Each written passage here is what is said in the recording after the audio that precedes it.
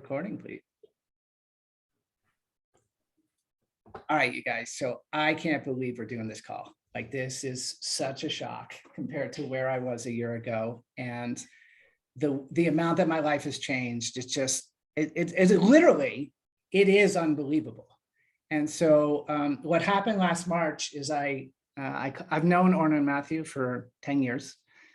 And I called Orna up and I said, "You're not going to believe why I'm calling." And she's like, "What is it?" I was like, "Well, I'm calling to become a client." She's like, "No way. We've been waiting for you for years." I was like, "Well, my poor broken heart wasn't ready to come to the table. I wasn't ready to heal." And so I engaged them a year ago, and well, you're going to hear throughout this call how things are different. And so, you know, they've got a platform and a technology that is fantastic and of great service to people, and just a great inspiration for finding and creating love. And so, you know, you, my community, know how much I love you. So I wanted to share them with you. So before we get into the things that they've done since I met them, which I think was 2011, I want to start with the first question. So you guys are these very successful love coaches. So life must have been like really easy for you guys. You must just have like all these awesome stories of like how, you know, just a piece of cake love has been for you. So tell us a little bit about your what it's been like to become who you are. You are hilarious. You know, one of the things that we joke about is that one of our credentials to do what we do and help people heal their hearts is that between the two of us, we pretty much made every mistake that you could possibly make when it comes to love and dating and relationships. Sort of the bottom for me, I guess I'll start there, was New Year's Eve of 1994. I was in a relationship with a guy who I thought was the guy. Anybody been there before? You think you're with the one? Yeah, you think so. Well, on that New Year's Eve, not to be too much of a downer, but he beat me. He tried to kill me, and it was a wake-up call of a lifetime. I'm alive here today because our front door wasn't closed and the neighbor came in and saved my life. And those physical wounds healed rather quickly. But the thing that really plagued me was, how did that happen? How did I choose somebody who would harm me when that was the last thing that I wanted? And I just want to tell you, like, this guy had I was so charged. Like, I mean, I couldn't have resisted him like bees to honey. You know what I mean? Like, there was such a connection, and I didn't understand how all the feelings were there. And then how could that have steered me so wrong? Yeah. I mean, it's an amazing part of your story and, you know, I think that's the way it is with a lot of things we become expert in life. Is like, we get to see how bad it can be so that we can find how good it can be. And yeah, I'm still moved by that story, and knowing that about you. I'm just hearing you talk has like altered my state. So thank you for sharing that. And you know, let me take you back. If you can remember when we met, you know, one of the things that I remember about you guys is you had a dream of pulling together a summit. Like, your summit hadn't existed yet, and you're like, we're going to create this summit, and then that opens the door to unbelievable connections. So as a way to tell people a little bit of who you are, tell us a little bit about how you've gone from where you were holding that vision, and kind of whose stages you've been on. Like, it's okay to drop a few names and, sure, and, you know, talk about who some of your peers are as you answer this question. Well, so as you know, we had that vision, right? Our dream has always been, we call our business, as you see, right, creating love on purpose, right? And love on purpose, that whole idea of being intentional about creating this thing that everything in our culture tells us just happens by accident, right? If I stop looking for my soulmate, well, then my soulmate will show up, right? If I stop wanting it so badly, then maybe I'll get what I want. Although the way we talk about love, right, is this idea of it all just kind of happens magically. And it didn't happen that way for us. I mean, I'll just share really quickly that, you know, a friend of mine a few years ago, Orna and I were talking to her about her relationship issues.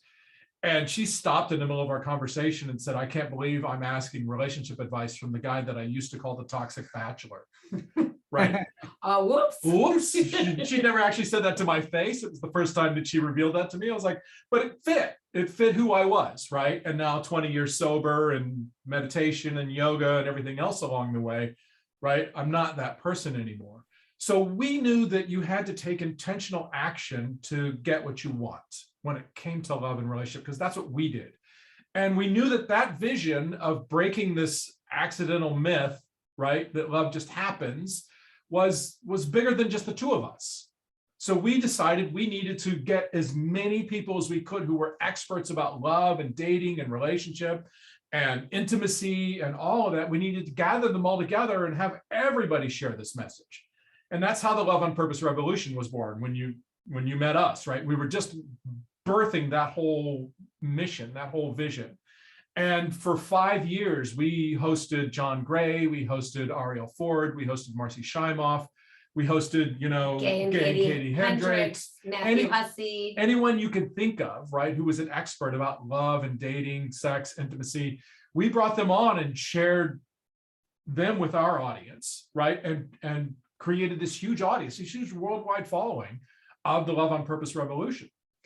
Yeah, and I mean, doing that event really shaped the direction in which we were going, because we knew we couldn't bust this myth on our own, right? We knew we would need the help of everybody in the industry, and we wanted to really create a love revolution, right? So that's what we called it, the Love on Purpose Revolution.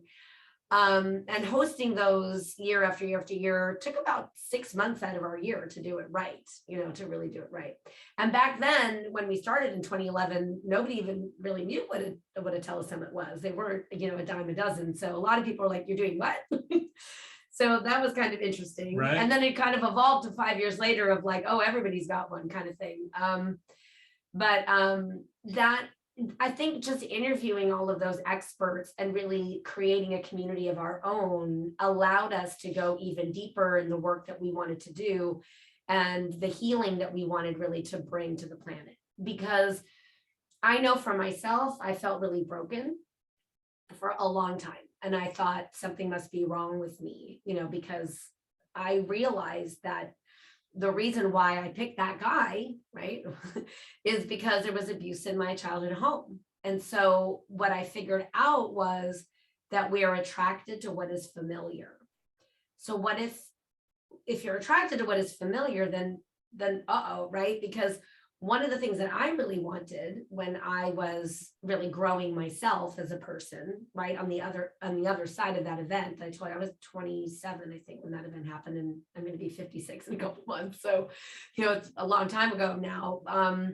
But it's this idea of growing myself. When I got really quiet and I would ask myself what I really wanted, the answer that came was love. Like, I wanted a great love relationship. And every time that answer came, there was a part of me that felt really sad.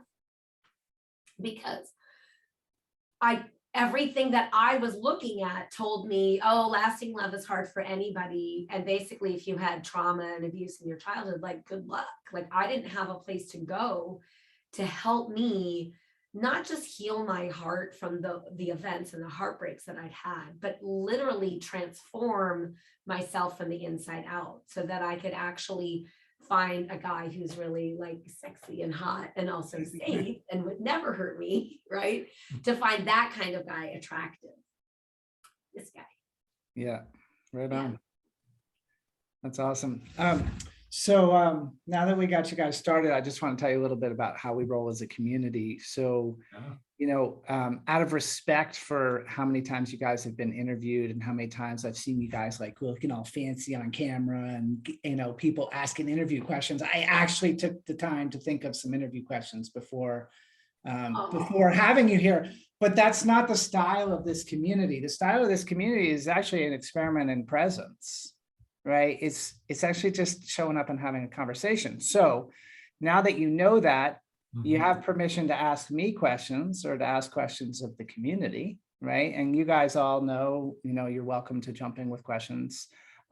Appreciate it this time if you let me roll for a while with the ones that I've prepared, because I kind of had a little fun prepping them and wanted to ask things a little bit differently to keep things fresh. But that's what we're about, is presence and connection. And so I think my most fun question of the day is, you guys do a lot of interviews, and you guys are a couple, and there's a lot of intimacy there. And sometimes you must be like really pissed off or triggered with each other on interview day. And so what's the biggest stage that you've had to go on when you were triggered, and what happened that day? That's a really interesting question. I mean, we did a media tour back in like 2013, I think. And so we flew all around the country and we're on all of these morning news shows, right? Like one after another, I mean, city after city after city.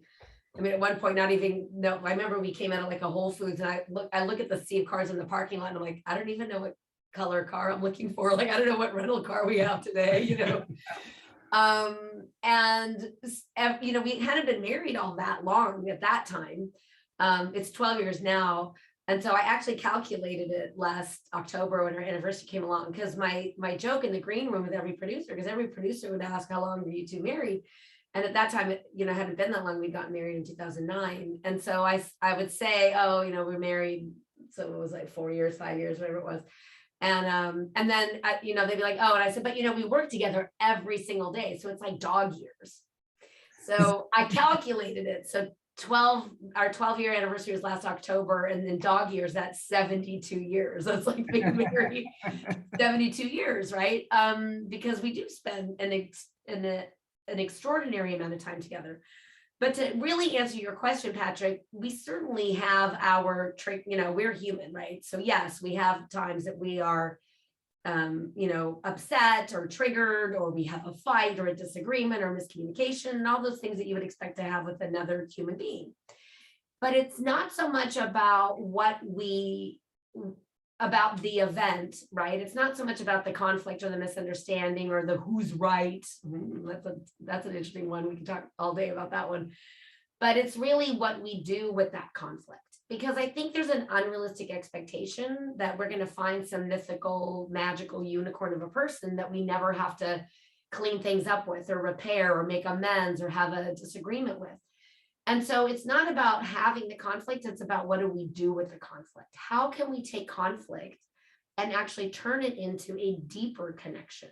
Because that's how love grows deeper over time, right? We are sort of, as a culture, infatuated with infatuation, right? Like, as a culture in society, most people think that the epitome is coming together in this sort of magical, mythical, no effort way. And we have all these wonderful feelings. And I don't know about you, but that doesn't really work out so well for most people, right? I mean, we just happened to watch the new version that, that Spielberg did of West Side Story, right? The reimagined Romeo and Juliet. And it doesn't work out so well for them, right? And so it's really knowing how to clean things up. And I think it's not rushing to that forgiveness place. There's somebody here, one of us likes to, I'm sorry, was they pointing? You're hilarious. I'm sorry. Somebody likes to rush to the I'm sorry, right? So it's like we have that stuff. So it pains my heart to know that she's upset with me. It really does, right? It's the worst feeling in the world. And connection to me is like the best feeling in the world. So Patrick, I'm going to actually answer your question because I have a great answer for that. So we were teaching our course, The Science of Creating Love, right? Which we now call Bringing Your Beloved. And we're relaunching yet again, like the 5th version of reimagining this course. So it's even better, right? And we were teaching the course and live. And we were using, it was before Instant Teleseminar. I can't remember what we were using. It was before Zoom. Some conference call system, right? And my computer froze. And it looked like we dropped everybody. It looked like the call, ended and nobody was on the line. And we were still playing around with the course, and I had found this process I wanted to do, and it turned out to be a lot longer than I thought it was. And I hadn't communicated that with Orna, that I might be doing this really long process to start the class. And she's over there like going, when is he going to stop? Because we have stuff we need to accomplish in this in this particular class, right? And so the call drops and she turns to me and she goes, what are you doing with that process, Mama? And we start having this little fight about the course, right? And about the fact that, we're supposed to be doing a 2 to 3 minute grounding exercise, and 23 minutes later, Matthew's still doing the opening exercise. Right. And so That's really long. yeah. And so I think I refreshed the screen and we realized that everybody was still on the line. And they heard That the us. whole course heard our argument. The entire class, everybody enrolled in the class now heard and so we were literally like, Matthew's like pointing at the computer adamantly, like to say they're all still there, right? Like we came back, like it, everything came back to life and everybody's on the line. And we were like, did you all just hear our fight? And like there's silence. And so Matthew and I just start laughing and we're like, look, we'd love to use this as a teaching moment, because so much of what we teach is about showing up authentically, right? And so we were like, well, let's use it. So, finally somebody comes on and says, yeah, we all heard it. And then somebody, I still know who this person is. I know her name. I don't have permission to share her name, but I will say, this one woman says, I'm kind of glad that just happened, because now you seem so much more human. And we left it in the recording. Yeah. Sent to everybody who wasn't live on the course, everybody else who was enrolled, we left it in there as like, here it is, right? Yeah, we put a little teaser, like we did the content that we shared and all that. And then we said, if you think you're going to skip this one, please don't, because there's a really interesting thing. We're not even going to share what it is, but please listen all the way through, because we thought it was so valuable for people to see that it's, Matthew and I are together all these years and work together every day all these years, not because everything's gone right. A lot of things have gone wrong, a lot. But when I think about that sort of falling in love, right, being infatuated with infatuation, right, this idea of how we feel at the beginning of a relationship, that we don't even have other words for it, right? It's like we slipped on I slipped on a banana peel and I landed on Matthew, right? Like it's an accident. I don't even have other language for it, right? I can't say, oh, Matthew and I, when we met in 2007, we chose each other and decided to love each other and figure things out together, right? Like you'd be like, okay, that's weird. Like it sounds weird. It doesn't sound romantic, right? To say that. To say we decided to wake up every morning and choose each other as opposed to not, right? And so I always say it this way. I knew there was something I wanted to say. It just came back to me. I always say it this way. If I spend as much time as I do with Orna as I did with anyone, if I spent this much time with the Dalai Lama, right? At some point, I'm going to be like, seriously, Dolly, that's really annoying, right? But the way you eat that rice, it just drives me crazy, right? At some point, my stuff is going to get projected onto even the Dalai Lama, right? And I'm going to see, we call it the funhouse mirror, right? I'm going to see that reflection of all the things I don't like back at me, but I'm going to confuse it as the other person. I'm going to confuse it as him, right? I'm going to confuse that these things that, I think drive me crazy about Orna are actually the stuff that's inside of me that I'm just projecting onto her, and it's reflected back to me, and I get to see myself in a mirror every day, right? And I get to decide, do I love that reflection or does that reflection annoy me? Because that reflection is going to be there, whether it's Orna, the Dalai Lama, I don't care who it is sitting across the table from me. I mean, I think really at its core, so much of what we teach is really communication for sure, but a lot of it is really understanding what it means to be human, that we all are sort of have an unrealistic expectation. I mean, I don't know who here's an overachiever. Anybody else want to admit they're an overachiever? Anybody? Right? Like as a recovering perfectionist, I know I'm going to screw things up. And it's unrealistic to think we're going to reach some state of enlightenment where we're never triggered. It's just an unrealistic expectation. And I remember a dear friend of mine who was Native American, who told me about this story about learning to knit, because he taught me how to knit. And he said, he taught me how to knit, like he cast on, and then there's 2 stitches, basically knit and purl, right? If you don't know anything about knitting. And then when I got to the end of the thing I was making, he was supposed to teach me how to cast off and be done. He said, well, now I want you to miss stitch. And I'm like, what? And he goes, yeah, you have to make a mistake. And I was like, but I've worked so hard to do it just right. He's like, no. You misstitch because it's a mark that this was made by a human being. Only machines can do things perfectly. You misstitch before you cast off to say this was made by a person. Right And on. I remember thinking, whoa, right? Like that's, so we expect that we're gonna find, this magical relationship where there isn't conflict or there isn't miscommunication or there, I mean, we teach communication. We sometimes have miscommunication. It doesn't happen that often. Like I would say like 97% of the time we're on the same page and we can read each other's thoughts and finish each other's sentences. And then like 3% of the time we get that we're off. Like, I'll take it, And when the big conflicts, honestly, when the big conflicts come, I think to myself, whatever it is, right? Like, if it's a stain on a brand new couch or whatever it is, it's like, I'd rather have Matthew than the couch, right? It's like, there isn't anything more important to me than repairing and fixing things between me and this other person, right? And so we're really good about taking responsibility for our own stuff, because I think a lot of times in relationship, especially people who are on a journey of healing, that a lot of times they're really good about pointing out the other person's stuff. And it doesn't work out as helpful, right? It's like, it's never a good thing to say, well, you're doing that thing you said you were going to work on, like you're doing that thing. And I want to circle back, Patrick, because you said, in this conversation, we could talk to you as well. And I hope it's okay that I can share this, because in starting with you as a client, which is very different than being your friend and somebody that we know through our entrepreneurial group. I mean, we knew you well, right? But there was a lot of things that we discovered and learned about you on the journey. But I remember at really early on, you said something like, well, I don't know about all this soulmate and beloved, and I don't know about any of that stuff, but I know I have a lot of healing to do. And since I've been on a healing journey, that I know this is an area of my life I've been avoiding to do the healing work. And so I know I want to do the healing work with you guys.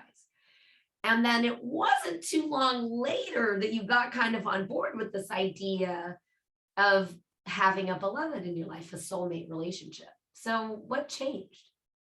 That's a great question. I think when I came to you, I was so broken that I didn't have any hope. Yeah. And so the idea of like that there's somebody for me and that there's a right person, like fuck that. Like I'm just like so hurt. I can't even hold that vision. Right. And so, one of the things that I've enjoyed enormously with you is, one of the things I've noticed is like, pick a domain of life. I want to become a better entrepreneur, and I sign up for a course and I go get in a room with a bunch of people who are high-fiving each other. And there's going to be some seated emotional healing work in there. There's going to, call it mindset, call it whatever you want. There'll be a gratitude practice or something. There's always this theme of you got to fix your mind. The subconscious is running you. So, with you guys, I knew from knowing you for so long, knowing how deep you are, and knowing that your domain is the area of love, that if I wanted to, just come to you really open and say, I'm broken and I just want to heal, I knew you guys would have layer after layer after layer after layer of healing processes that would help me. And you guys, when I started working with them, our first sessions were a lot of that. We would have a process every time we had a session, and there would be a layer of, these guys are really expert in a lot of things. If you guys hear me talk about hand analysis at all, that was part of Orna's expertise before her marriage and before her career with Matthew. And so she's kept developing that over time. And, likewise, Matthew has his own areas of expertise around hypnotism and the way the mind works. Is that a fair way to say that, Matthew? That's definitely a fair way to say that. Cool. So I think that those processes work, and it's actually where I wanted to go in the next layer of questions, is around this topic of soulmate and beloved. because now here I am a year later, like I had a really great relationship. It was, I would say, the best relationship I've ever been in. Although I said that privately to somebody in this community, and she said, well, that's a pretty low bar. And but it was the best relationship I've ever been in. And what's amazing to me now is that I'm not only willing, but I'm actually eager to date. And I'm not looking to get laid, like I'm looking for my beloved. Like I want to know, like, is this person the person? And if it's not the person, then I'm not, this isn't my place. Like I just move on to the next place. So my next question for you is like, how do you think things change in somebody's life when they're dating to find their soulmate or their beloved compared to just dating with anybody they might feel attraction with? Like, how does the quality of their life deepen? And I think it is a natural result of a true healing journey. Both of us, when we came together, had done a ton of work on our own individually. I mean, we both explored. I mean, Orna likes to say that she basically, in Los Angeles, she went to anything that was healing, anything that somebody was doing, Orna went to, right, and experience. And I had that same kind of experience for a while where I was basically saying yes to whatever, right?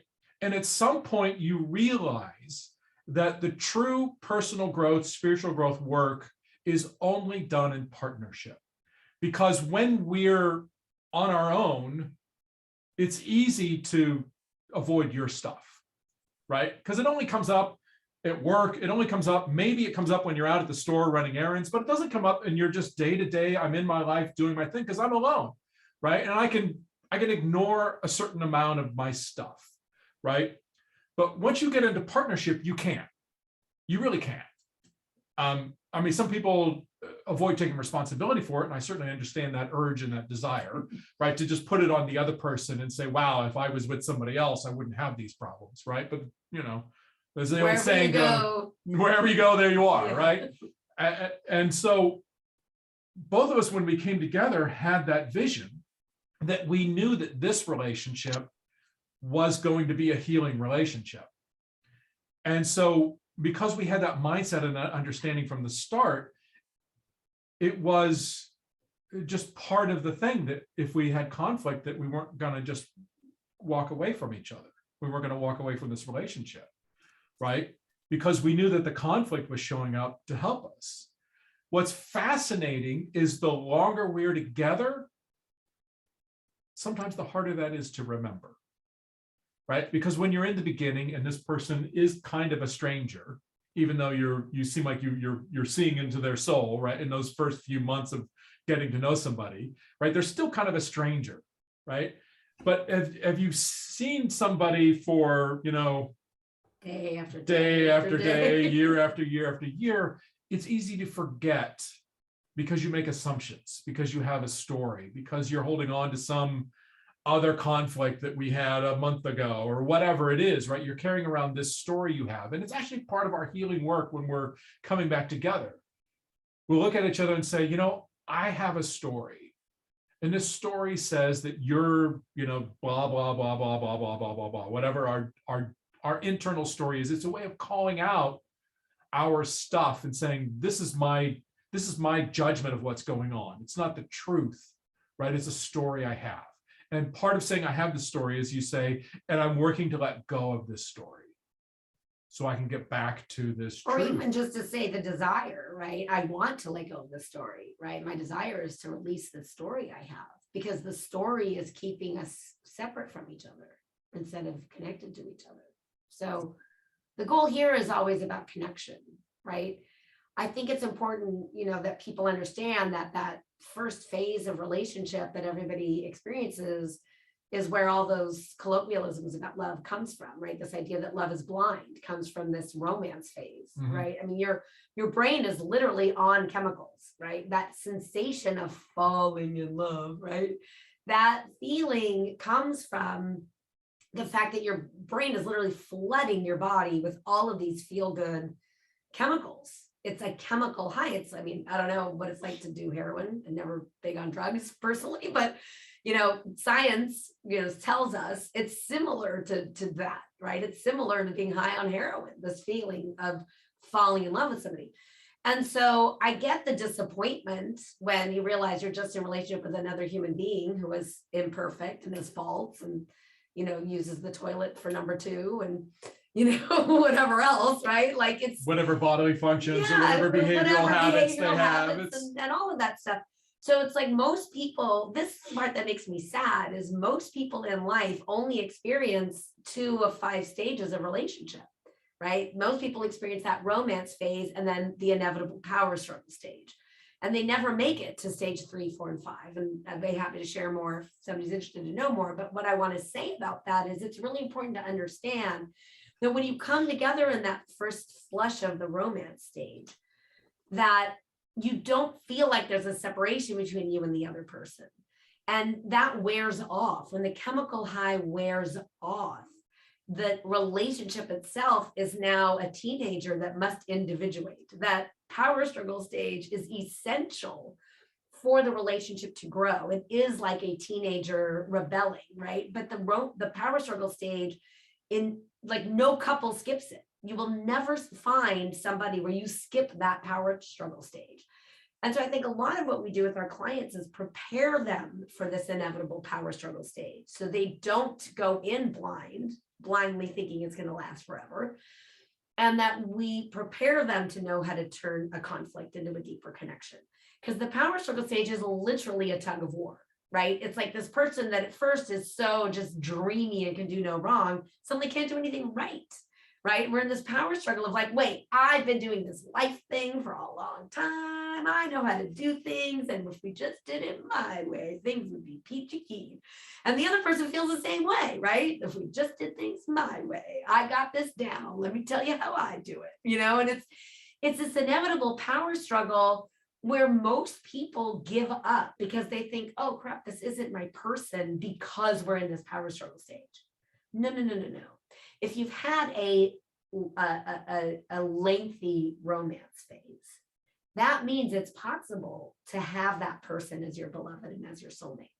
The key that people mistake is it's if there's a truncated romance phase. You want your romance phase to be, a couple of years, at least a year or 2.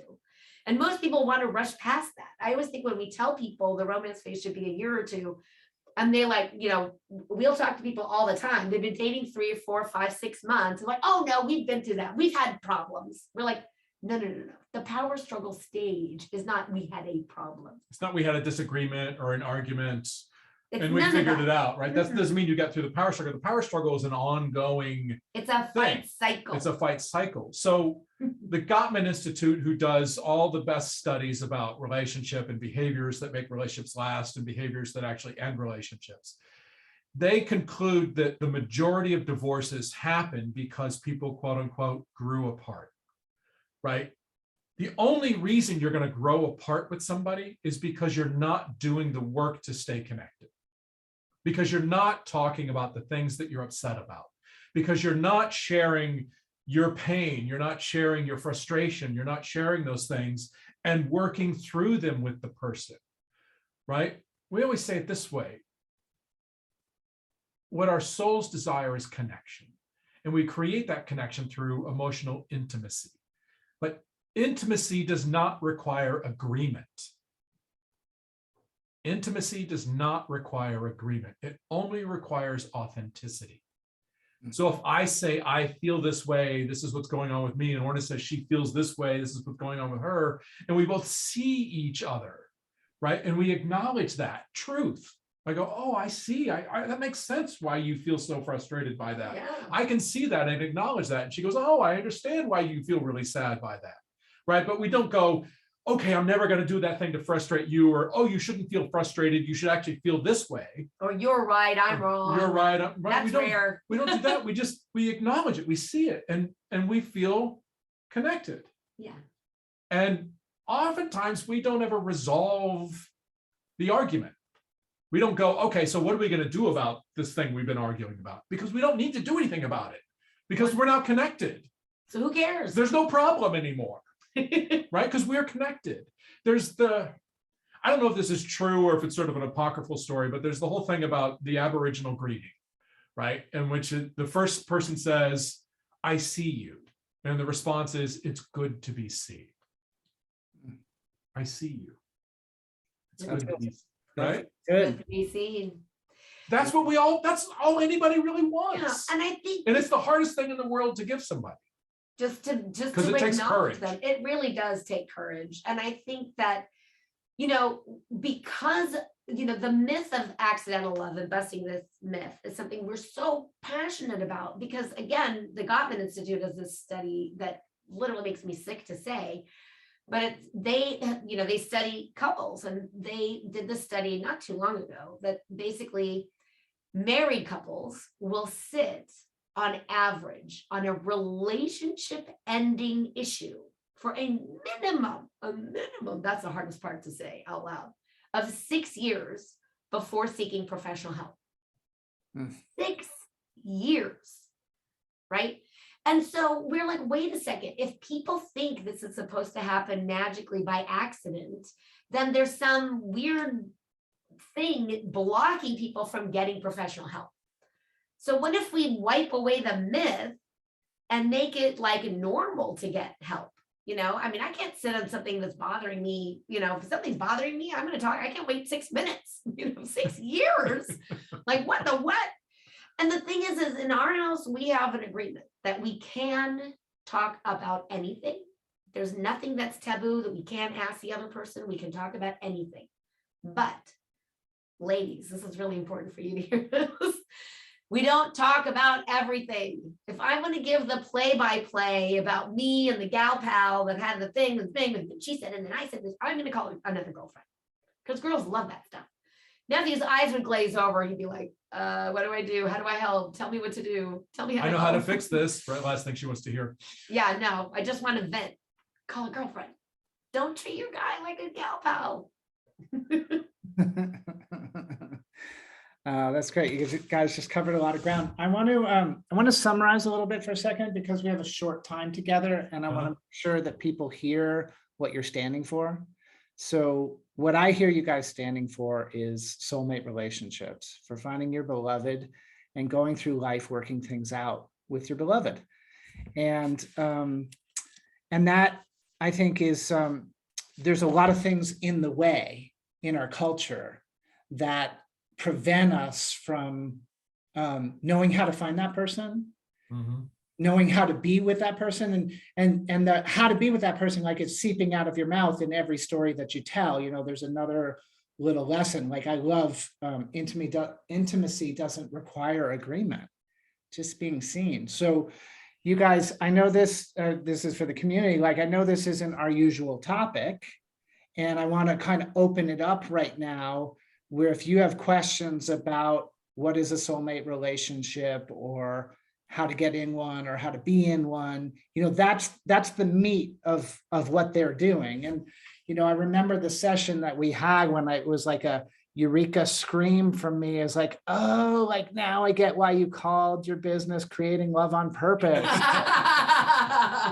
Like I feel like a pretty capable human being in most areas of my life. And like the area of love, like that eureka moment is like, oh, I can actually create love on purpose in my life. Wow, this is like all the other areas of life.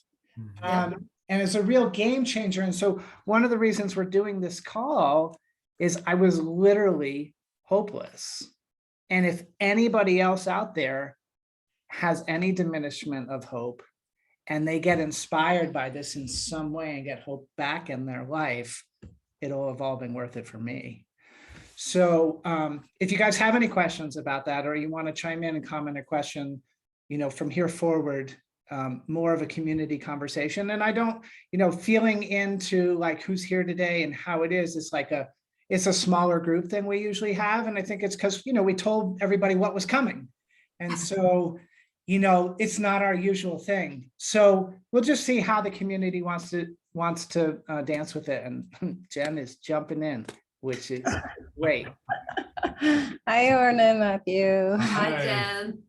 I've been able to like vicariously benefit from your coaching with Patrick. And one of the things he had, as a part of this process, mentioned that really stuck with me, and I'm pretty sure it was in a dialogue with you, was about like, you're talking about being like attracted to these old unhealthy patterns, and how that person who's probably for you, you would feel uncomfortable with them. Like it wouldn't be like your natural attraction that you may have had in the past. I don't know if I'm making sense right now. You're making perfect sense. And But yeah. And so, yeah, I wanted you to talk a little bit about that and that process. Yeah. And like what you would recommend or. Well, it goes back to this idea that we're attracted to what is familiar, right? So we all learn about love in our family of origin, just like we learn to walk and talk, and we learn about life, and we make, parenting is the hardest job there is. I hope there's parents, here joining us today. And so this isn't to put it on the parent, right? We always say it like this: the plot points of the past, those events happened, right? We don't have a time machine, so we can't go back in time and change those events. But every event that's ever happened to you, your mind assigned a meaning to that event. And those meanings are actually malleable. I think it's so important. I want to say it again. The meanings that we assign to those events are malleable. So when you grow up in a home that you're not loved exactly how you wanted to be loved or wish to be loved, right? That means what you desire and what you experienced are not in alignment. And so if we're attracted to what is familiar, that means we have a pattern of attracting the way we were loved, not the way we wanted to be loved, right? We call it your love imprint, right? And your love imprint is how you learn to receive love in your family of origin. It's your limiting beliefs, your behavioral strategies, and your mental emotional patterns around giving and receiving love. And you think about our nature, right? The nature of the human being is we are the physical embodiment of the energy of love. And if you've ever been around a newborn, you get that, because they don't have any restrictions about beaming that love out, nor do they have any restrictions on receiving that love, right? And yet we learn very quickly in our family of origin that love is conditional in some way, that it doesn't just come and it's not just received without anything. It's got all this other stuff on it, right? And what children do is really fascinating, is they take full responsibility for that dynamic. Even though they're the ones with the least amount of power and the least amount of control in that situation, children take full responsibility, and they do it this way. When your parent is not giving you the love that you want, right? Instead, they're doing that thing, right? Instead of saying, them coming up and giving you a hug and saying, it's okay, you're loved and safe and everything's going to be okay, and I'm here and I support you and I love you, right? Some version of that we all desire. Instead, they do the thing they do instead. And that child says, what is wrong with me that my parent behaves this way? What's wrong with me that my parent is unable to give me that hug and tell me they love me, right? And so we take on this wounding story and we say, there must be something wrong with me, because this person who is my world, who I need to feel loved and feel safe in order to survive, in order to thrive in the world, I need these things. They're not giving me that in the way that I need it. So there must be something wrong with me. So when we talk about a love imprint, the love imprint is always the languaging of the wound. It's not true. It's not true with a capital T. It's not like, but we move through the world as if it's true. Mm-hmm. So my love imprint is I am unlovable, right? Everything that happened in my family of origin told me I'm unlovable. So, I figured I was unlovable. And so I always like to juxtapose these stories. I find it fascinating that they go back to back in my life events, because the boyfriend before the abuser was a guy named Rob who was lovely and would never have harmed me. And it was such a weird relationship for me. It felt oddly uncomfortable and exciting all at the same time. And Rob wanted to get married, like, I think after 24 hours of knowing me, it was like, he was really gung-ho about wanting to pull that trigger and get married. And it was terrifying for me. And yet he was so enamored with me that it was like infectious. And so, I was still young. I'm in my 20s. I was like, how do you even know? And I was curious if he really knew me. And, there's a part of me like, do you really want to get married, or do you want to get married to me? I don't think you know all these parts of me. And it felt like oddly weird. And sadly, that's the one guy whose heart I really broke. Most of my other stories are having my heart broken over and over and over again. And with Rob, I actually broke up with Rob to date the abuser, the guy who ended up being my abuser. And so I remember circling back to Rob, in my healing journey, and we had lunch, and I remember telling him, about what had happened. And he gave me a hug, and he said, I'm so sorry that happened. And I thought, what a lovely human being, but I wasn't ready to receive that. And so I had to go on my own journey. Oprah tells the story all the time about how the universe is always providing what you need to grow. And that first it will come in a whisper, and then it'll tap you on the shoulder, and eventually it'll hit you with a 2x4. And unfortunately, I'm stubborn, so I guess I needed the 2x4, figuratively, right? We share that. We're both stubborn. We both had 2x4s, right? It's true. In life. That's true.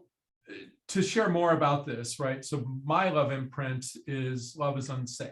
And one of the couple tributaries of that is that love feels like rejection, and that I'm going to screw it up, right? Those are like all the stories in my head, because I was the youngest of 5.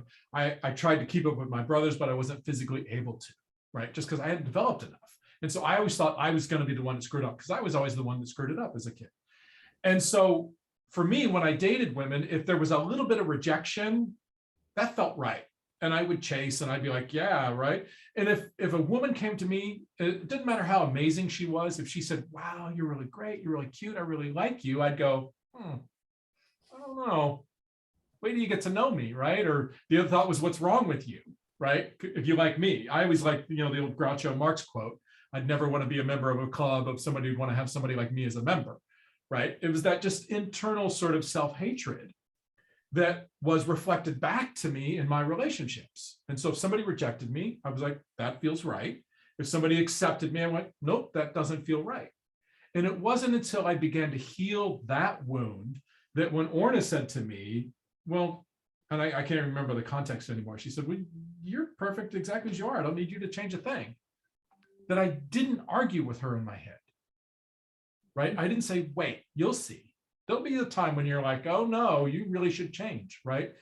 And so our subconscious is really great at keeping us in a behavioral homeostasis, right? And it's part of our survival. It's necessary for our survival that we have a certain amount of behavioral homeostasis, that we have this range that we live within.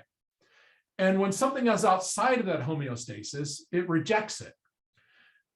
But something inside of it shows up, it goes, this is familiar, this is familiar, this is familiar. But your subconscious doesn't judge. It doesn't say familiar good or familiar bad. It doesn't have the capacity. That's what this part of our brain has to be able to do. That's what this does. Right? But when we're falling in love, this part of our brain goes offline, and we stop using our discrimination.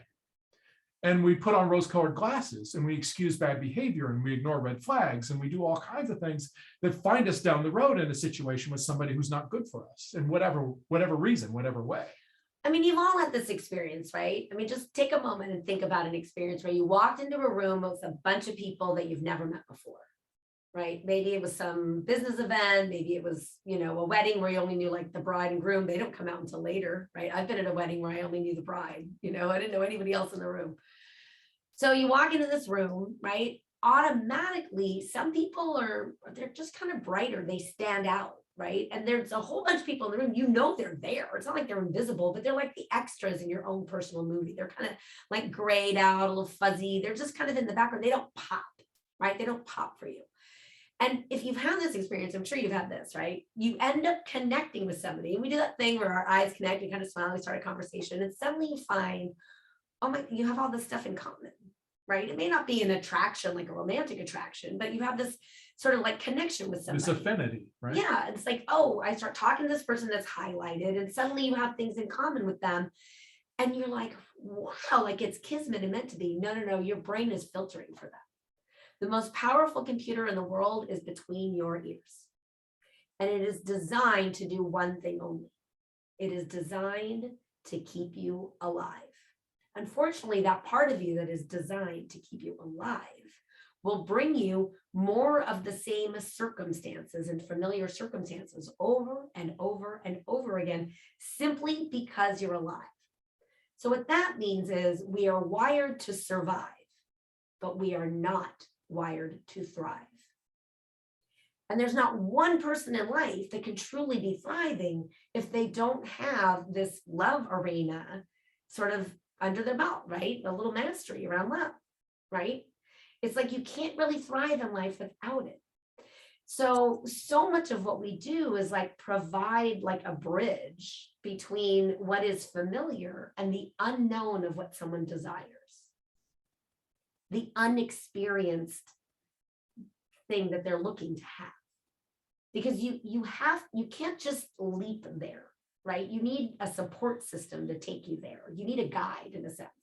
Like Matthew and I always say to our clients, look, we're just the guides, right? We don't give our clients anything they don't already have. We just guide them. We give them access to it. We give them access. Right. So this whole, this is familiar.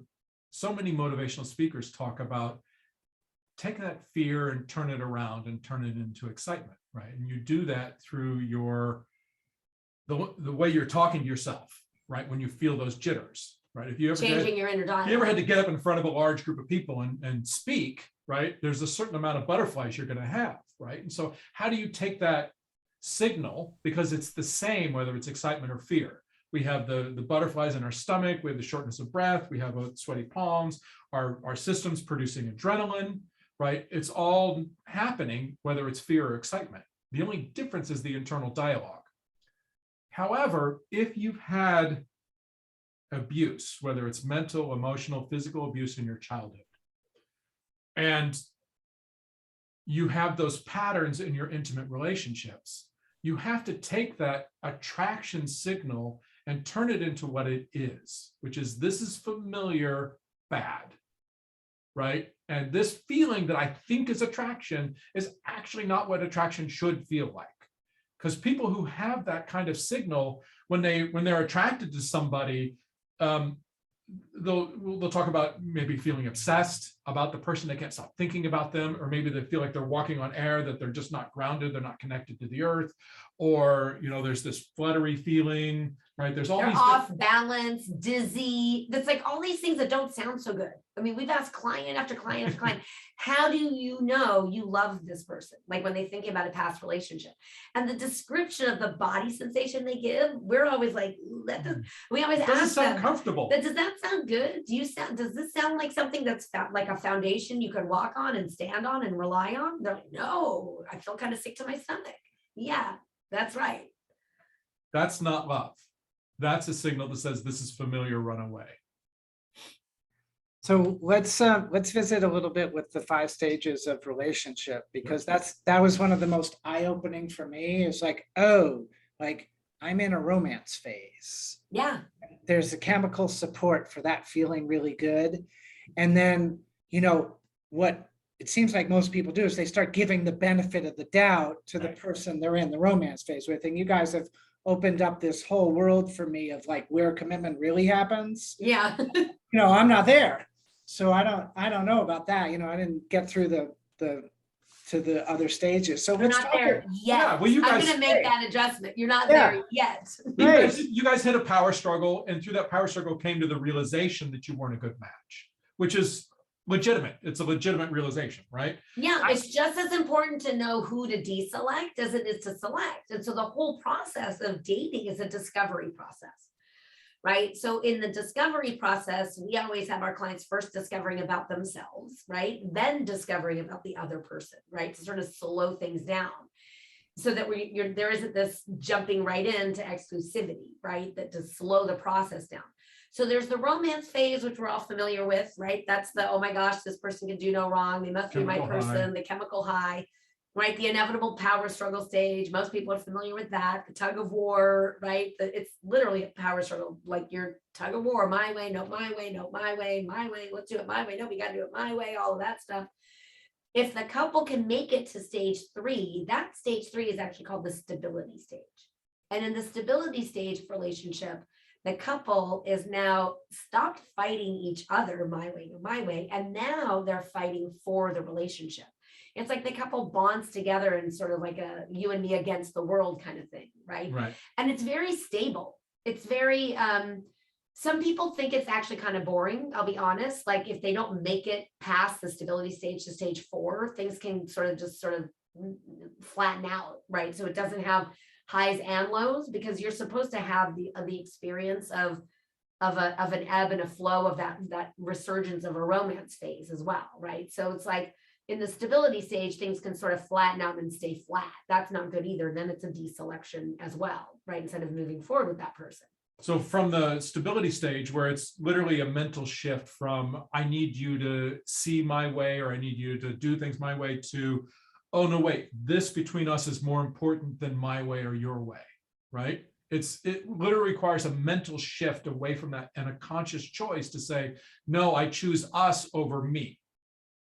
And it's not a sacrifice in that way, right? So then we go to the commitment. This is now when we've been able to make that choice and get to the stability stage, that we're ready to get to the commitment stage. And the commitment stage, this is stage 4, right? The commitment stage says, I see you, warts and all. And I don't need those warts to change. I'm going to have to deal with these things that probably are going to annoy me for the rest of my life about you, but I see those things and choose you anyway. I choose you anyway, right? I always say it's like you found that person at the as is section at IKEA. Ever get a deal there, right? Yeah. You know, it's like, oh my gosh, this is the thing I wanted. Look, it's right here and it's half there's a off. Oh, scratch. there's a little ding, and that's okay. I'm gonna love it anyway. That's it. You know, it's like, oh, you know, because you're never gonna end up with some perfect person. You're gonna end up with a person that's perfect for you because you're both choosing each other. So we always say for a soulmate relationship, right? It'd have to be 2 thumbs up. Right? It's not you choose them, but they don't choose you. It can't be like this, right? Or like this, right? It's got to be 2 thumbs up. Both people have to agree that, okay, we're in it to win it. And that happens at stage 4. So most couples, right, they get engaged during the romance stage. And by the time they have like the wedding, they're now in a power struggle. Because right? what happens is with the romance stage and the chemical high is you put on the rose-colored glasses right away. And you think you're in the commitment stage. You think you're saying, well, I'm accepting you as is. But what you're actually doing is you're ignoring things because you're so high, you don't want to have to pay attention to them. Yeah. Right. So you have to get through the romance phase and the power struggle before you're ready to even think about picking up those rose-colored glasses. Right. But once you make that commitment, you put on those rose-colored glasses. You find them in the drawer. Because the person you're sitting next to, the person you're with, has earned the benefit of the doubt. Bingo. They've proven to you over time that they are in it to win it with you, that they're a trustworthy person, that they're committed to you, that all those things you're looking for, whatever it is, right? And you go, oh, okay, well, now I'm ready to choose you. And now I can put on those rose-colored glasses and see you in your best light. Yep, because they've earned it, right? So the commitment stage is stage 4, and stage 5 is the last stage. The 5th stage of relationship is called the bliss or co-creation stage. So in this stage, there's so much love between the couple that it spills outside of just the couple. So for traditionally, right, that's procreating and raising other human beings together, right? And putting more love out into the world, these little love beings, right, called children. And for other couples, older couples or couples that choose not to have children, it can be something else that benefits the world. It could be some sort of philanthropy work or charity work or just making the world a better place together. I know for us, it's definitely our business, right? Creating Love on Purpose was born out of the love we have for each other, right? So it's like, it's so much love. You can't contain it between 2 people anymore. It's got to spread out. It's got to spread out of that couple out into the world to make the world a better place in some way. And it's not like, oh, you hit stage 5 and you stay there in this sort of, Right. glowy days. I wish that were true, kids. Nope, it's not. So what happens once you get through the 5 stages, and they do go in order the first time through them, and then you can hopscotch around. So Matthew and I have had renaissance of the romance phase, right? We've gone back there many, many times. We've also had a resurgence of the power struggle stage. And life circumstances will do that to you. Yeah. You know, back in 2014, we had a lot of losses, and we both went through a lot of grief, right? And we deal very differently. And we with both grief. have very different strategies around grief. And what we discovered is that our strategies around grief oftentimes clash. And so we got stuck in a power struggle, right? And, you know, we're really good at identifying patterns. That's what we do. So we were able to identify the pattern of our power struggle, but we couldn't break it. For a while. For a while, Yeah. right?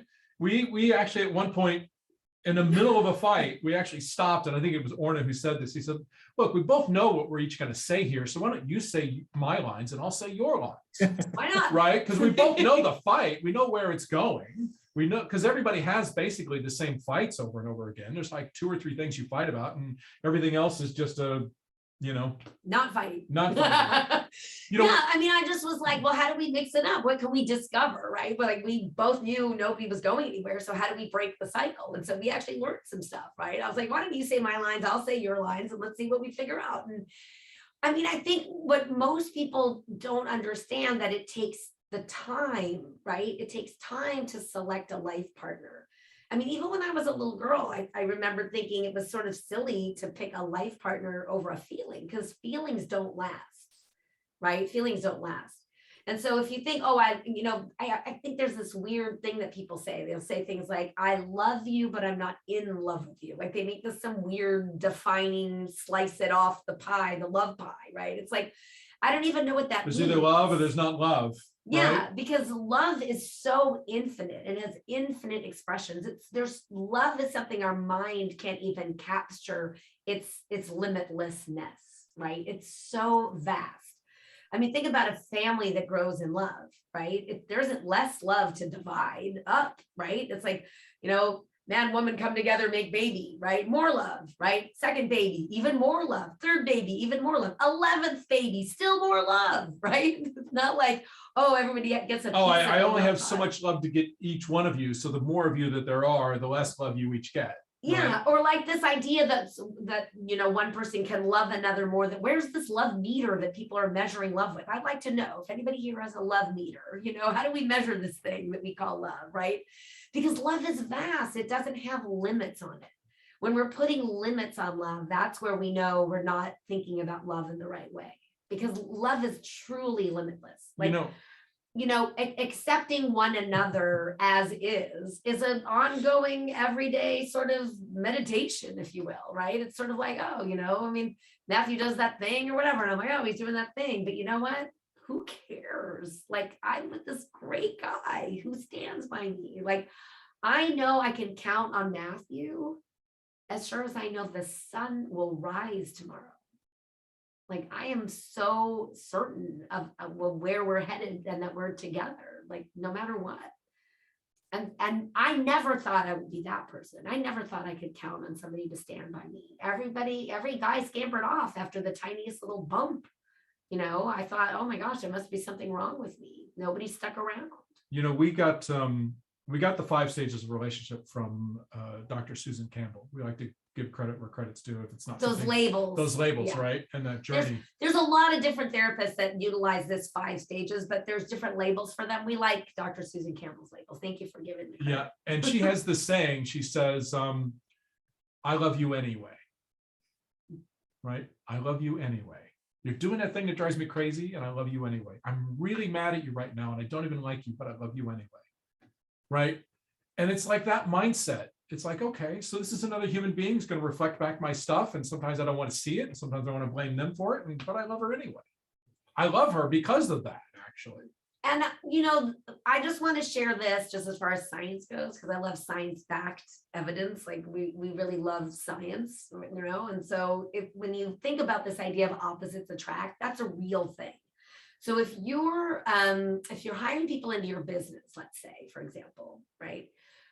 Would you want everybody to think the same way? Right? If you are looking to overcome an obstacle, aren't you going to ask the advice of people who are not like you because they might have something you don't have to bring to the table? So science and nature work the same way. Science and nature bring people together in a sense who are opposites, right? The polarity, opposites attract. Polarity actually creates attraction to people that are not alike energetically, right? And when you think about our skills and our strategies being different, that's true. You'll end up in a relationship with somebody, a soulmate partner who is not like you, it doesn't have the same strategies as you, because that's how couples can overcome challenges. So science brings two people together who are not alike, so that they have a likelihood of overcoming like a famine or a, whatever, some challenge, so that the family, it's literally to keep the species alive. It's species survival has this opposites attract thing. And so if you look at it from a science-based place and you Google some of this stuff, which I'm a big fan of, you'll see that it's like most science says, well, that's why we're drugged into the romance phase to begin with, because in the beginning we think we're so alike, right? That's part of the rose-colored glasses, the false flag of the romance stage. You have to remember, if you're having those feelings about somebody, and you can't skip the chemistry, that's a requirement, but it's only one ingredient. So you want to have the chemistry, right? You want to have the spark, the hum. I'm attracted to this person. That stuff's got to be there. You can't sacrifice that, but it's only one ingredient. And so when that's there, and then you start to look for all the other ingredients, right? We like to say it like this: every single human being is fighting for love on their terms. Have you stopped to figure out what your terms are? That's a great question. I love this whole discussion and the way you guys open up the stages of relationship, and it resonates so deeply with me, because I think it's influenced all of my relationships, my business relationships, my partnerships, who I want to collaborate with, because what I'm noticing is that there are people in my life who just show up great year after year after year. They have values that are similar to mine. And when situations and conflicts show up, they are, wondering about the others that are involved, and wondering like what right or righteous is, what fairness is, and these type of things. That's their dialogue. And so to be able to take all this and apply it to all relationships has been a real gift and a surprise. I actually just realized while we were having this discussion how much that has changed for me. Oh, So sweet. Yeah, pretty sweet. So guys, questions from you guys? I got one more topic for them, but I want to make room for you guys and see if you guys have anything for them specifically. As you can see, we're not shy. We have plenty to say. That's the truth. Rebecca, hello. Hi, I had a question. You had mentioned that you don't have to be the same.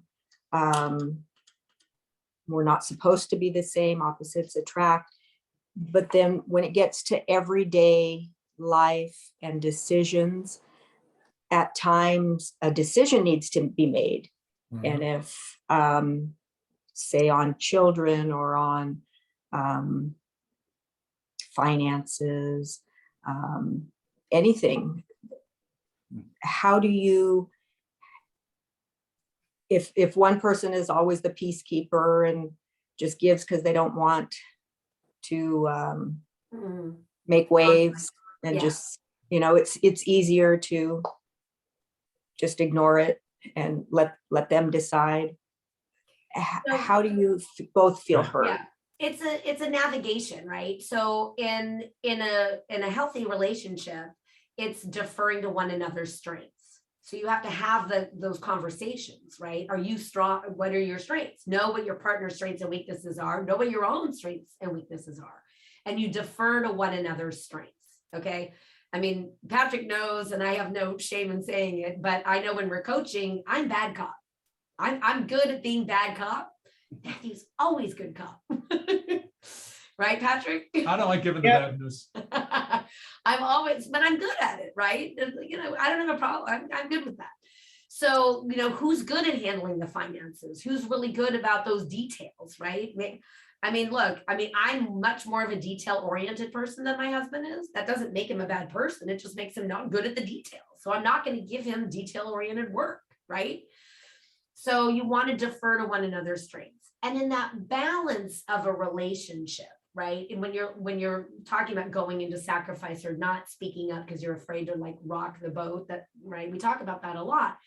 Because here's the deal. In relationship, your needs must be met most of the time.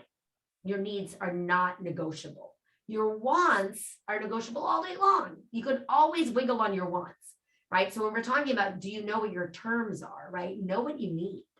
Know what it is you have to have, what you need to feel loved, to feel safe. Know what you need from your partner, right? And so in that dynamic, when you know what you need, that's the stuff you can't sacrifice, because that breeds anger and resentment. And anger and resentment is that place where people grow apart, right? We're not talking about this stuff, but we're growing further and further and further apart, right? Because we're holding on to stuff. We're not talking about it. Yeah. Right. And if you're holding on to the little things become big things. Right. And what happens to a lot of people who hold on and don't share the little things is eventually it all builds up and it's like a volcano, right? It's like the lava comes out. And it comes out inappropriately, and it comes out in a way that doesn't feel good. And there's lava over them and lava over you, and it's just a big mess. And you go, oh, see, this is why I don't talk about how I feel. And then this cycle Right? starts all and over then you again. do it again. You say, well, I'm not going to talk about these things because look what happens when I do. Right. And so it's about talking about the things when they're small so they don't become big. You're constantly releasing the pressure. Like we live in Southern California, and there's all these tiny little earthquakes all the time. Right. And part of some of the theories of those tiny little earthquakes is they're releasing the pressure. Right. And so we don't have the big earthquake. Right. And so we're fine with the tiny earthquakes. We're fine with the tiny conflicts because they help prevent the big ones. You know, the Gottman Institute, once again, they said one of the biggest determining factors of a relationship not surviving is a lack of respect. And so when Orna talks about, you know, you have to value each other's differences and you have to defer to each other's strengths. That's about respect. That's about respecting. I respect that, you know what? Orna's got a much better business mind than I do. I'm more of a big thinker. I'm more of, you know, like the big vision and stuff. But when it comes to the details and the systems and all that stuff, that's her strength, right? And so I have to defer to that. She's also a great salesperson, right? Because I want people to like me. I'm always not such a great salesperson, right? Because I'll let the pressure off and not get to somebody to actually making a decision because I'll make them feel better in the moment, right? And so she's better at closing. So I have to defer to her to that, right? And so it's acknowledging that our strengths and weaknesses. And what it ultimately comes down to when you think about your terms is, are you on the same page about the really important things? Do you share values? And the thing about And that's when- discovering that, Yeah. right, is you can't have a conversation about it. Like if I asked you right now, do you value honesty? Absolute tops. Right, but do you think there's anybody in the world that if you ask them that question that will say, no, I just lied to you 5 minutes ago? Right? Nobody's ever going to say that. So you like, I think the one thing that people almost want to like put earmuffs on and not hear us is it takes time. It takes time to discover if a person is your right person. So we always say through the dating process, it's like you want to discover more. And what you're finding out is it a red light, like deselect this person, take this exit here, or just stay on the highway, discovering more and discovering more and discovering more. And there might be yellow lights, slow down a little. Yeah, slow right? down a little, right? So it's really, you can't really have a conversation about if you share values, right? We had a client once who was, she lived up in the Bay Area in California, right, up around San Francisco, and she was dating this guy down in LA. You know, it's a pretty long drive or a short flight, right? And he kept throwing all these hypotheticals, right? He's like, well, what is this and what is that? Because he thought that was a good way to know if they were a good match. But you don't know how you're going to behave, right? Most people aren't that aware of their shortcomings about where they really get angry and have a short temper, or where they get stubborn and dig in, or, you know, most people don't know themselves all that well to just own it right up front, you know, to say, oh yeah, man, I get really stubborn about this thing, you know, like just most people don't communicate that way. And so you're still functioning in this utopia of how someone would like to think they would behave, right? But it's not, it's often a mismatch Right. to how our life strategies show up, especially when our emotions are triggered, right? So it's like a lot of our clients come back to us and say, well, I don't, gosh, I wish they taught this way of dealing, really mastering emotions, the way you guys teach that. I wish it was available in school, right? Because it's sort of like being in a healthy romantic relationship is also having some emotional mastery, right? Really knowing yourself to know, like Matthew and I, it's perfectly acceptable to say, you know what, I'm triggered right now. I'm going to take a break. Let's call a pause, right? Let's come together in an hour, right? I'm going to go for a walk, right? And cool off. So you don't say those hurtful things when you're triggered. So you don't say things you're going to regret when you're triggered. Yeah. We have. Is this helpful for you? Did we answer your question? Yes, and I think when you had said we're learning what our triggers are, we're learning how we survived as children. And it's confusing that you can take like two people in the same family, and I'm thinking of me and my sister, and we were close, and she responded to things that I responded as it made her more strong and more confident. It turned me in, and I just wanted everyone to be happy and be a perfectionist, that stuff. But is it just DNA? I mean, we had pretty much the same upbringing. Is it just genes that make me respond one way and her respond the opposite? Interesting. I mean, I don't think anybody, that's an excellent question, by the way. I don't think we've been interviewed literally, I don't know, probably a couple thousand times. So nobody's ever asked us in that way. And that's a genius question. So thank you for that. We honestly believe that as spirit, we pick our parents. And we pick our family based on those parents, based on what our life lessons are, right? So in the hand analysis that I trained in back in the 90s, and like Matthew said, like born and raised in LA, if it exists, it's here in LA. I had my tea leaves read, I think, in high school. I've tried everything. Like, I just love that. If it's around, I've dabbled in it, or tried it. But I studied hand analysis because it was so spot on. And I'm so grateful, honestly, because I worked in the film industry as a film executive, in the film industry for many decades. And so I'm so grateful that I trained as a hand analyst back in the 90s, honestly, because I wanted to read potential boyfriends. So in hand analysis, we look at two parts of the hand. So this isn't future telling. So hand analysis is scientific, non-predictive palmistry. And the two parts we look at are the fingerprints, which are formed in the womb. So from the fingerprints, a trained hand analyst can determine the arenas you're gifted in, the things that you're good at, the things that you came here to do that fulfill you. Your life purpose is in your fingerprints, those arenas you're gifted in. And of course, then the flip side, those life lesson arenas, those challenge arenas, those blind spot arenas are also in your fingerprints. So your most developed prints are those arenas you're gifted in and tell me what your life purpose is. Those least developed fingerprints tell me what your life lessons are. And so what you're talking about is a life lesson, right? So in my family of origin, right, I wasn't valued. What's one of my life lessons? Learning to value myself, know my intrinsic value, that I don't have to earn it. I don't have to earn somebody to value me or prove my worth. I'm worthy just because I exist. That's one of my life lessons. So because that's a life lesson, she chooses a family that doesn't give her that at all, right? Because we don't learn the things, we don't learn the things that are given to us easily, right?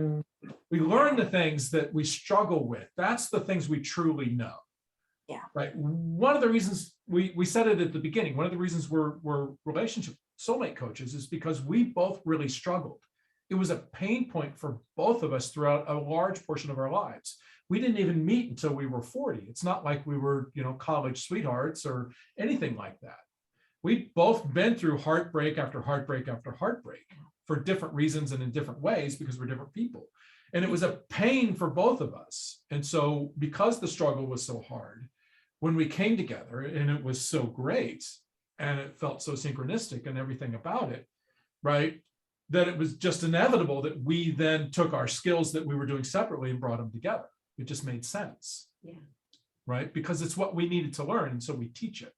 I always say, I would rather learn how to become a multimillionaire from somebody who had to declare bankruptcy a couple times before they got there than the person who was a multimillionaire at 18 and just built business after business and it was easy for them, right? I'd rather learn it from the person who struggled because I know that they're probably up against a lot of the same things I was up against. Does that make sense? Yes, absolutely. Thank you. No, thank No, you. Thank you. Thank you for your participation, Rebecca. Just so you guys know, Jen has to leave in a few minutes, and she said this meeting was so good. Please thank them from me. This was amazing. My favorite Zoom yet. And we've done a lot of them. So Oh, thank you. Thanks, Jen. Thank you. that's really good. And, you know, if Jen can get her dating life put together as a result of this, that would be an amazing blessing for us all. So we look forward to continuing the dialogue with her. So speaking of continuing the dialogue, guys, I've known these people for 10 years. They're, you know, exemplary human beings. They're just great people to know. And so when I was finally ready to heal my broken heart, it was like, well, what am I going to do? I'm going to call Orna and Matthew. It's, you know, really, really simple. And, you know, no holds barred, like I hired them for their high-end coaching, and it didn't even matter what it cost. Like I was a yes before we said hello. Like I knew the healing that I was seeking was through this door. As a confession, Patrick, I just want you to know, I never erased that voicemail that you left me. I still have, because honestly, it brought so much joy to my heart because we have known each other a long time. And it's also, you know, we're really blessed that we really, you know, the clients that we work with are like, they're like ripe and ready, you know, they come to us when they're ready. And it's such a blessing to be able to show somebody how lovable they are and how not broken they are, that you're just a person that had some unfortunate circumstances, right? That, you know, we're all dealt cards, right? We're all dealt that hand. And what we love is really showing people that you always have a winning hand when it comes to love. Yeah, and I love that about you guys. And so, you know, one of the things for me is like their voice and where they stand on giving out advice around love. I just trust what they say. Like you can hear the principles like throughout this call. It's just principle after principle after principle. And so I want to invite you all to one, get on their email list. You know, at the very least, these are the people you want dropping a love note into your inbox weekly or however often you guys do that, because you just want to read, like, what are they reading about this week? Like, even though I'm in their coaching program still, I still read those emails because they're great. And then, you know, Orna and Matthew and I met at CEO Space, which is a place where entrepreneurs come together in the world of cooperative capitalism. And so we wouldn't be who we are by DNA and by our hearts if we didn't want to give to people. So I asked them to be ready to give to you guys. And so, you know, some of you might hire them as high-end coaches, some of you might join their newsletter, and I think you guys have something to give to our community. So let me make space for that to happen. Yeah, we put it in the chat at the very beginning. We can put it in there again. We have a free report we call the 7 Steps to Soulmating. And it lays out a lot of these principles in a very clear, straightforward way. And then it just allows you to just join our community and become part. You know, besides the weekly love notes that we send out to everybody, we do every 2 weeks, we do what we call love intervention, where we get on and we answer people's love, dating, and relationship questions in this kind of format. And it's something that we're going to continue to grow. We have an award-winning blog. Literally, we have hundreds of articles we've written over the years. We pretty much wrote a new article almost every week, and they're 1,500, 2,000, 2,500 word articles where we go deep into all these ideas. So if you're just looking to immerse yourself in understanding love and relationship and how it works and how you need to shift your thinking so that you can actually create what you want, that's all a great place to start. And then if something calls to you and you want to take a deeper journey like Patrick took, we're always here, and it's pretty straightforward and easy to find us about how to do that. Yeah. So again, to get our newsletter is called Love Notes Weekly. So it starts with a love note. It's a quote that we write, and it also gives you access to that week's blog post as well, and some other recommended items or whatever. But you can always get on the list, or you can go to creatingloveonpurpose.com, or if you want the handout that we were talking about, the 7 steps to soulmating, it's creatingloveonpurpose.com/7 steps to soulmating. 7 steps to soulmating. No dashes or anything, just .com and /7 steps to soulmating. And this has been so fun, Patrick. I mean, we knew this was going to be different. We were kind of joking because Patrick sent me a text yesterday saying, you know, we're a little more casual in my community. Like, you don't have to dress, you know, business attire. So we were joking this morning that we're, it's Orna and Matthew Unplugged. I love it. Version. I love it. And I have one more question for you guys, because we just can't resist the opportunity to serve people. So one of the way the Zoom evolved is that my mom, when I told her I wasn't going to get vaccinated and I wasn't going to wear a mask, told me I wasn't going to be part of the family anymore. I was like, okay. And you guys know that because it came up in the coaching and all that. But the Zoom has evolved from there. So there's like this immense desire in me for oneness. And these last 2 years in the world have been people getting more and more separated. And we're getting isolated into our homes. And it's like we don't have connection. Like it's harder than ever to just go out and meet somebody. And it's like, look into somebody's eyes and have a spark. So given this evolving world that we're in, what are your best suggestions for people who are brave enough to date and want to connect? How do we connect in this world? You know, that's a great question.